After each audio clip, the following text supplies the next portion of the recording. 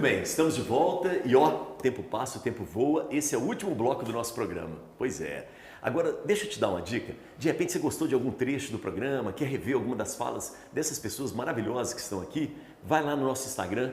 Nós temos lá os cortes, né, que são chamados de shorts. São pequenas falas das pessoas, com depoimentos muito legais de todos que estão aqui. Vai lá então acompanhar a gente no nosso Instagram, Canal Viver Brasil, tá bom? E vai lá e me acompanha também. Vai no meu Instagram pra gente trocar algumas ideias, conhecer um pouco melhor.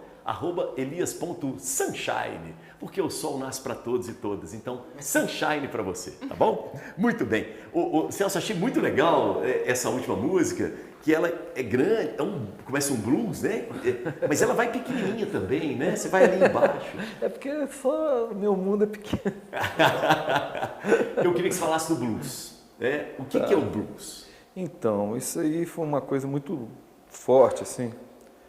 E engraçado que eu até estava comentando em off aqui fora com a Márcia, nos bastidores. Márcia Francisco, Márcia que é Francisco, sua assessora, assessora, jornalista, tá trabalha aqui, na assessoria de comunicação, isso. né?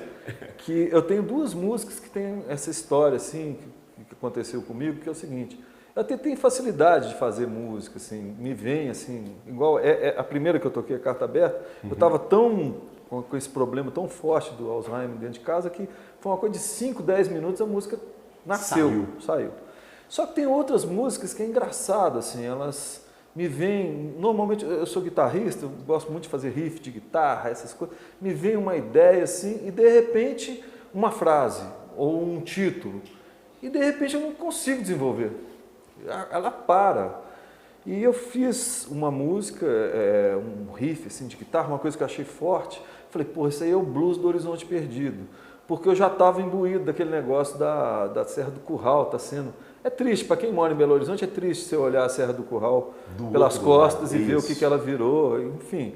E outra coisa também, que é essa coisa da gente estar atrás das montanhas e o pessoal do litoral, o pessoal do... não olhar para Belo Horizonte com os olhos que eu acho que deveriam ter. E eu fiquei com essa coisa dentro de mim. Só que a música não ia para frente. Eu lembro que a primeira frase eu falei assim, eu sinto o vento na pele, eu sinto o vento na pele, o pó de minério no ar, carrega um estado de coisas e o pôr do sol no meu olhar. Aí eu fiquei com isso na cabeça e não saí disso. Não saía. Isso deve dar uma agonia, né? Uma agonia. E eu fiz toda a música, fiz as melodias, eu falei, porra, dividi ela em algumas partes, enfim. Cara, aí passou, sei lá quanto tempo, não sei te explicar quanto tempo, 10 anos, 8 anos, 5 anos, não sei quanto tempo. Aconteceu a tragédia de Brumadinho. E aí o blues do Horizonte Perdido ficou claro demais na minha frente, quer dizer, perdeu-se um horizonte total ali. E aí o resto da música veio em, sei lá, 2 horas, depois de sei lá quantos anos, sabe? E veio outras partes também. Outros textos. Então acabou virando, igual eu comentei com você, tipo minha Bohemian Rhapsody. Está para mim como a Bohemian Rhapsody está para o Fred Mercury, entendeu? Assim, uma coisa, sabe? E foi... Não adianta ter pressa, E né? foi um processo, cara. Processo, a gravação também foi, porque eu entrei para o estúdio sabendo mais ou menos o que eu queria, mas não sabendo tudo. E aí o Thiago Corrêa, que produziu comigo, cara... Assim, do estúdio Frango no Bafo, cara maravilhoso, já fiz várias coisas com ele. E aí nós começamos a ter umas ideias, aí eu falei com ela, vamos chamar o pessoal, o Grupo Amaranto, porque a gente tem uma parte central da música, que é onde tem, que a música ela vai desde do desastre total até a redenção, até o carnaval que Belo Horizonte virou, até o gol no Mineirão, até as coisas que a gente tem de bonito também. Não vou falar só de... Sabe? É um espetáculo aquilo, né? Então assim, coisa. é a mesma coisa. Tá falando, né? A Serra estava querendo se matar, mas ela não vai morrer, entendeu? Você está entendendo? E aí, poxa, o Grupo Amaranto entrou cantando. Teve uma pessoa... São lindas as vozes, né? Teve uma pessoa que escreveu e falou assim, nossa, eu chorei demais quando eu começo a escutar as vozes das meninas. Entendeu? Então assim, aí eu fiz aí eu tô com essa música na mão. Aí eu falo assim, poxa, mas isso aqui a gente tem que fazer uma imagem disso aqui, sabe? Então a gente conseguiu imagens da tragédia mesmo, conseguimos imagem da Serra do Curral, fizemos imagem de drone e também as coisas também musicais também que eu curto, por exemplo, tem muito solo de guitarra, tem riff de guitarra, bateria assim pesada, assim um som sim, eu estou muito orgulhoso do trabalho e muito feliz com o resultado final. E espero que as pessoas assistam mesmo e tomara que eu consiga levar essa mensagem. Né? Tomara que mexa com a população, claro. tomara que mexa com Minas Gerais de alguma forma, sabe? Para falar, olha, aqui, ó, Minas poderia ser muitas, não precisa ser só mina, não, pode ser monte, pode ser vereda, pode ser... Sabe? O sertão, né? Sertão pode ser... E dá tempo ainda de salvar a serra, dá tempo. A serra aqui, pô, Belo Horizonte merece isso. Por conta a da cidade, veja bem, muito forte, Léo, muito forte. Veja bem, a cidade chama Belo Horizonte, sabe? Então, assim, eu não gostaria que a cidade fosse um Belo Horizonte perdido. Então é como se fosse um grito de alerta mesmo, para olha, gente, não vamos deixar isso acontecer. A música está pedindo isso e é isso que eu quero transmitir com ela. Entendeu? Boa, muito legal. Ô Giovana, nós estamos falando muito de cultura aqui, né? Quando a gente fala de cultura, geralmente a gente associa a arte, né? A música, ao teatro, mas a moda também é cultura, né? Sim, e a gente está muito feliz, todo o setor da moda, porque a gente consolidou, né? Lógico que é uma sementinha que foi germinando e tal, mas esse ano a gente consolidou 20 milhões para a moda, né, de recursos diretos para a moda, né, e isso é um ganho inacreditável para o setor, porque a gente entender que a moda é cultura e que a gente tem recursos, né, e a gente pode ter esse olhar num cenário super promissor, isso assim a gente nunca teve antes. Então a gente está em festa, realmente a gente está em festa de tudo que a gente conseguiu, que são editais setoriais, é a Assembleia Legislativa fazendo a audiência pública só para a moda. Olha, então, assim, são âmbitos de atuação que a gente está fazendo que realmente é uma conquista muito grande. Então, daqui a alguns anos, a gente vai ter reflexo disso de uma maneira que a gente nem sabe, né? Porque, assim, são várias pessoas que estão sendo acolhidas de alguma forma através desses editais que podem desengavetar aquele projeto que, né, igual você ficou maturando durante 10 anos, né? Uma pessoa que tem que fazer, mas nunca sobra, né, para fazer aquela ideia, né? Então imagina isso daqui a alguns anos, é muito olhar, muitas lideranças que vão acontecer, são projetos, então essa semeadura que foi feita, a gente nem sabe o que vai dar. Então eu acredito que daqui a alguns anos a moda mineira, que já é muito prestigiada, mas vai ter esse olhar enquanto cultura, enquanto um diferencial, né, de uma maneira muito grande. Ô, Giovana, é incrível o depoimento do Celso sobre a música na vida dele, né? Você gosta de música? Eu tenho trilha sonora, Giovana, eu só ando cantando, eu sou uma pessoa musical. Por acaso você já arriscou cantar? Tocar algum instrumento? Eu acho assim, eu já toquei piano. Tocou mas piano? Peraí. Não, falei muito. O nível aqui subiu abaixo, muito agora. Eu fiz aula de piano, aula de piano. Não, mas tudo bem, eu ia perguntar se você canta no chuveiro. Você fez aula de piano? Aula de piano, assim, mas meu irmão tentava me ensinar violão, eu sei tocar algumas coisinhas assim, mas só.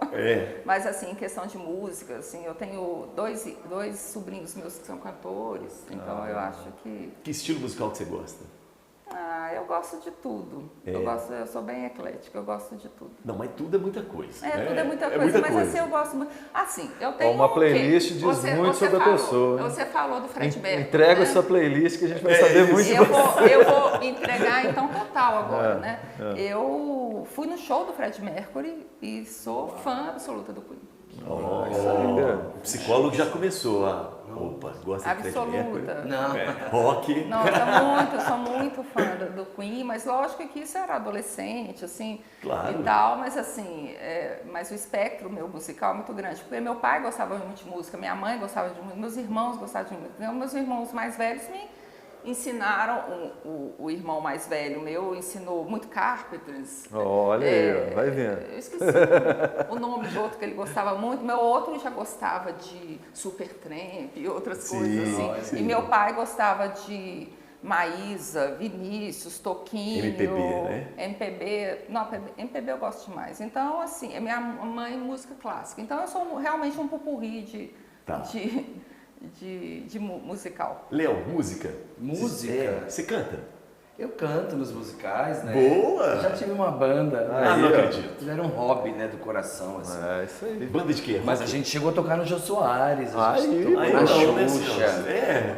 Eu acho que eu vou ser obrigado a acompanhar eles no Muito. último bloco, hein? Olha Não, isso aí, Aí, ficou ó. lá no hobby. Cara, que Não, legal acho- isso. Musicais, né? Já fiz alguns musicais, então eu sempre acabo treinando, né? Nossa, musical é um troço eu difícil, tenho um né? repertório meu, assim, como esse trabalho incrível que você tem.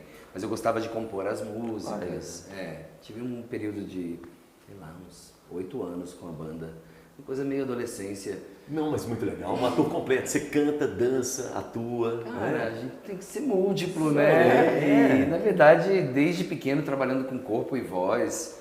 Então, nesse ramo, nesse segmento aí das artes cênicas, eu nado de braçada porque eu amo fazer isso. Então, desde pequeno mesmo, trabalhando. E minha família é mineira, né? Eu tenho uma tia que é cantora, uma tia que é pianista, outras tias professoras. Sensacional. Cantora, minha tia toca num trio elétrico, a minha outra tia é pintora, então eu comecei pintando.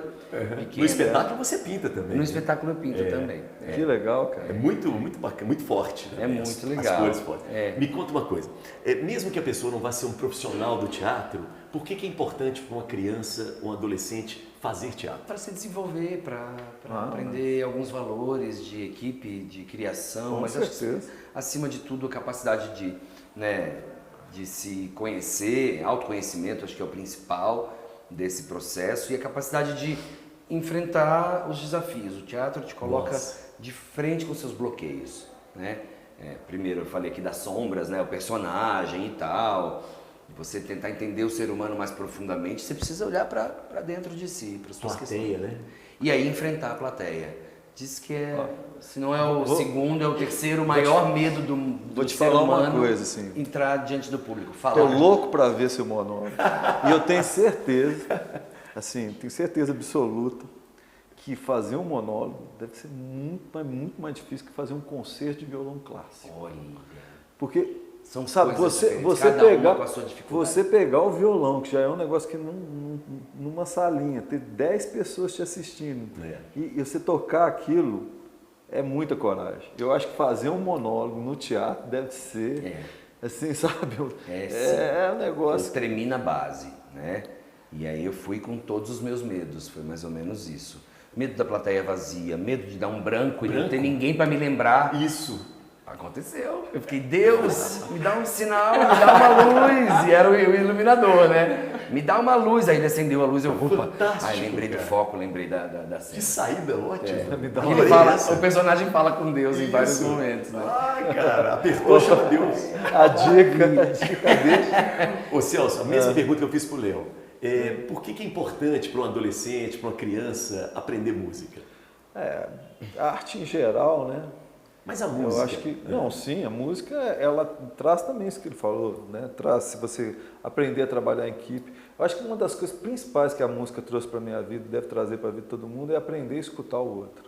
Porque você só consegue fazer música se você escutar. Boa.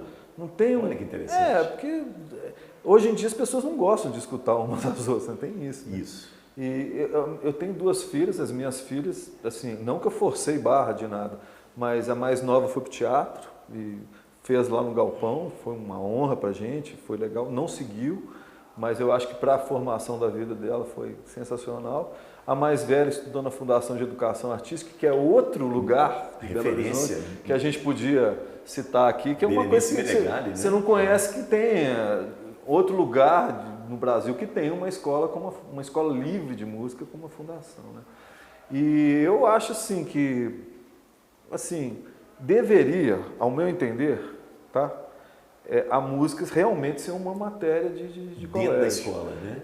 E assim, não estou defendendo só a música, eu acho que o teatro também. Uhum. Mas eu acho que deveria ser uma coisa. Olha, você me puxou um novelo aqui. Eu, no Colégio Santo Antônio, com minha filha, estava. Aí teve aquela primeira, entrou para o Colégio Santo Antônio, aí teve aquela primeira palestra lá com, como é que ele chamava, gente? Frei. Não é Frei.